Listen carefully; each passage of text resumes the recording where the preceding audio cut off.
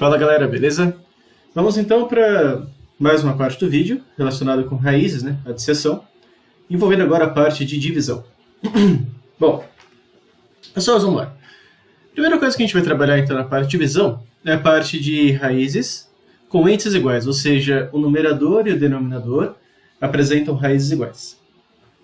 Para isso, a gente vai lembrar de uma propriedade que a gente viu bem lá no comecinho das aulas, que era a seguinte: raiz enésima de A sobre raiz enésima de B é a mesma coisa que raiz enésima de A sobre B. Certo? Para esses casos, né? Se o n for par, a gente considera o A maior ou igual a zero e o B maior do que zero, porque denominador não pode ser zero, certo? E a gente também está considerando o B diferente de zero, caso o n for ímpar. Ou seja, se o n for par, o número aqui de dentro tem que ser positivo. Se o n for ímpar, o número de dentro só não pode ser zero, né? Na parte aqui de baixo, por causa do denominador. O A pode ser zero, o B não. Por estarmos trabalhando no conjunto dos números reais, tá? A gente não vai entrar em nada de complexo, então é só isso mesmo. Beleza? Então, muito bem. Vamos para o seguinte exemplo, pessoal. Raiz cúbica de 16 dividida pela raiz cúbica de 2. Só vou trocar aqui a cor do ponteiro, aqui a cor da nossa caneta, deixar ela aqui branca. E vai ser o seguinte, pessoal. Seguindo a propriedade, então isso é o mesmo que a raiz cúbica de 16 sobre 2. Que é a mesma coisa que a raiz cúbica de 8.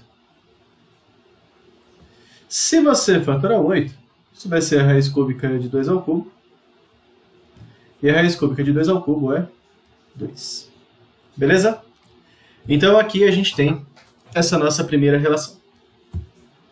Outro exemplo. 8 raiz de 6 sobre raiz de 3. Isso é a mesma coisa, pessoal, que 8 vezes a raiz de 6 sobre 3. E 6 sobre 3 é 2. Então isso aqui fica como 8 raiz de 2, não dá para fazer mais nada, porque raiz de 2 não tem um resultado exato. Beleza? Então, exemplo aqui no caso, não tinha um enunciado, mas o enunciado era basicamente para simplificar aqui a nossa expressão.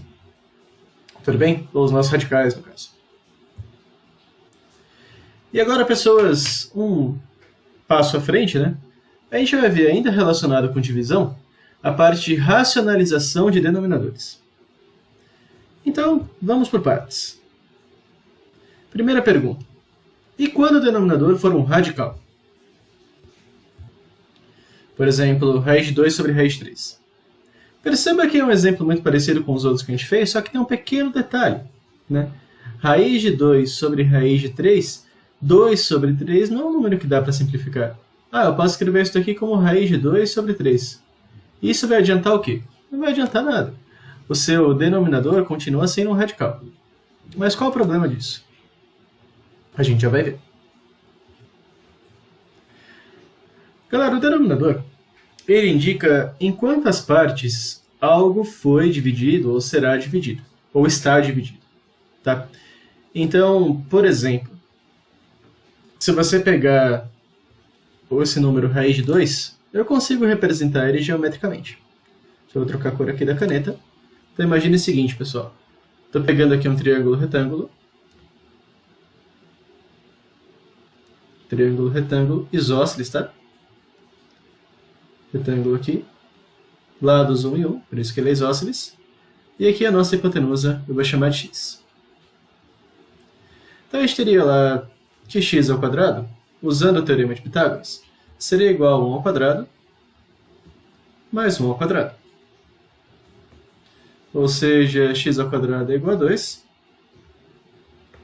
E o nosso x é igual a raiz quadrada de 2. Até aí, tudo bem, pessoal? Teorema de Pitágoras, né, para quem não lembra, hipotenusa ao quadrado é igual à soma dos quadrados dos catetos. Tudo bem? Só que aí, pessoal, é o seguinte. Eu consigo representar, então, esse segmento de medida raiz de 2. Ou seja, é só pegar uma hipotenusa de um triângulo retângulo cujos catetos valem 1 e 1.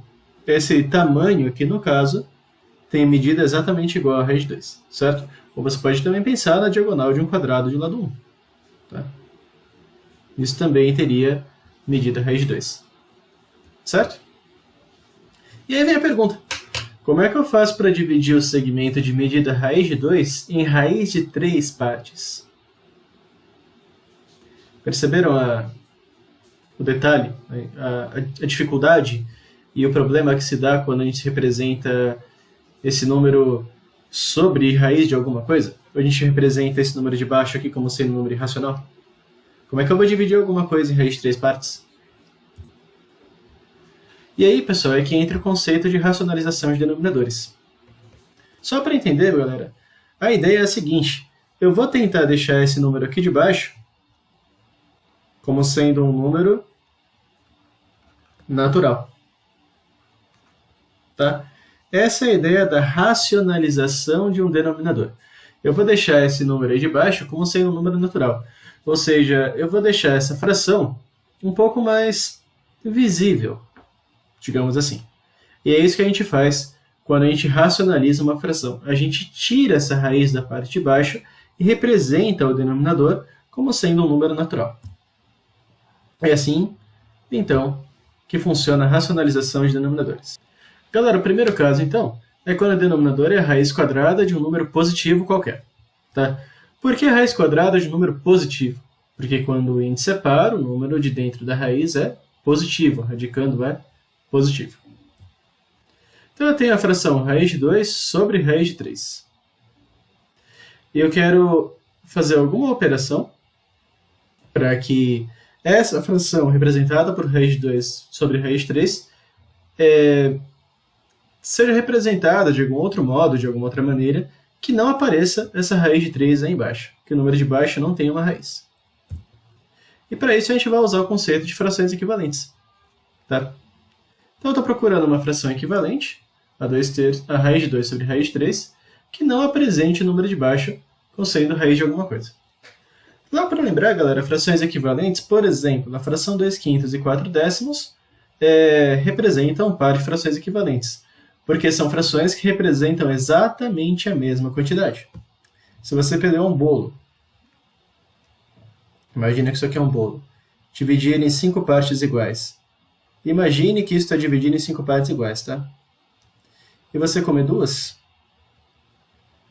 E se você pegar um bolo e dividir em 4 partes iguais, em 10 partes iguais e comer 4 partes, a quantidade de bolo que você comeu é exatamente a mesma, certo? Então as frações 2/5 e 4/10 são frações equivalentes. Matematicamente, se você multiplicar o número de cima e o número de baixo pelo mesmo número, você consegue um par aí de frações equivalentes. 2 vezes 2, 4, 5 vezes 2, 10. Se você multiplicar o numerador e o denominador pelo mesmo número, você consegue uma outra fração equivalente. E do mesmo jeito, se você dividir o numerador e o denominador pelo mesmo número, você também consegue outra fração equivalente. Certo? Agora a gente volta para o exemplo. Raiz de 2 sobre raiz de 3. Então eu estou procurando algum número que eu multiplique em cima e embaixo, para que essa raiz de 2 sobre raiz de 3 seja representada por uma fração equivalente que não tenha essa raiz de 3 aqui embaixo. E aí, galera, raiz de 3 eu posso multiplicar, por exemplo, por raiz de 3. Por que isso? Porque raiz de 3 vezes raiz de 3 é a raiz quadrada de 9. E raiz de 2 vezes raiz de 3 é a raiz quadrada de 6. E 9 tem raiz quadrada exata. Raiz quadrada de 9 é 3. Então eu tenho aqui que a raiz de 2 sobre raiz de 3 possui uma fração equivalente, que é o raiz de 6 terços. Então, galera, essa é a fração que a gente consegue fazendo a racionalização dessa nossa primeira expressão aqui. Beleza? Então, galera, essa é a nossa expressão, essa é a nossa fração racionalizada. Perceba que a raiz aqui foi embora embaixo.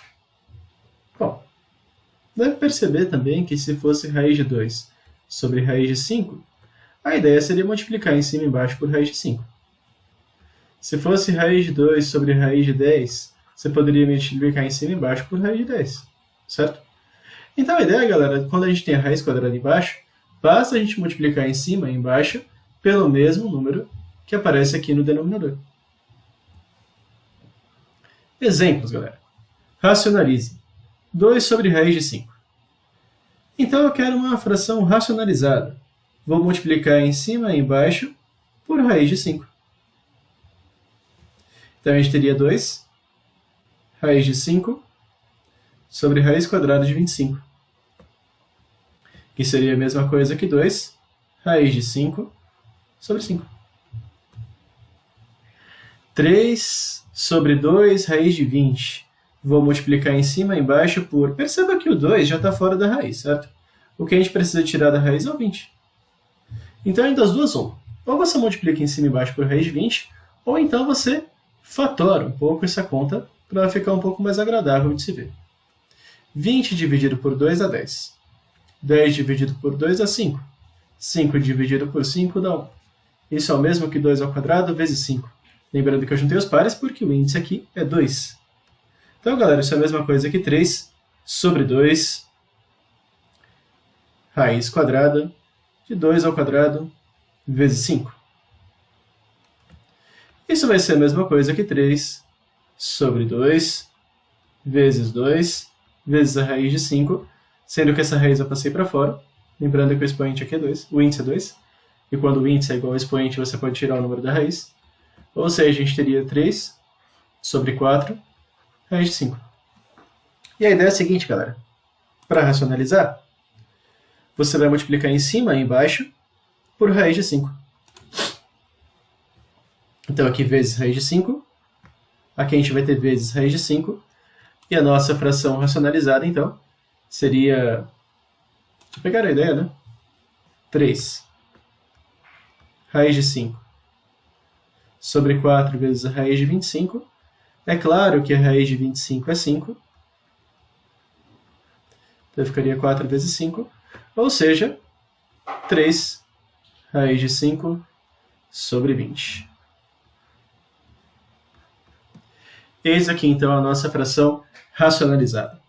Ou seja, galera, na prática, basta você multiplicar em cima e embaixo pela raiz que aparece no denominador. Beleza?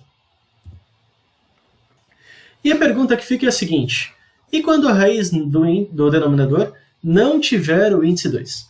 Ou seja, quando o número de baixo não for a raiz quadrada de alguma coisa? Galera, isso é o que está presente na próxima aula. Tá? A próxima aula já está no YouTube. Tá? Está como radiciação parte 2. E é isso. Beleza? Até a próxima. Bons estudos e tchau!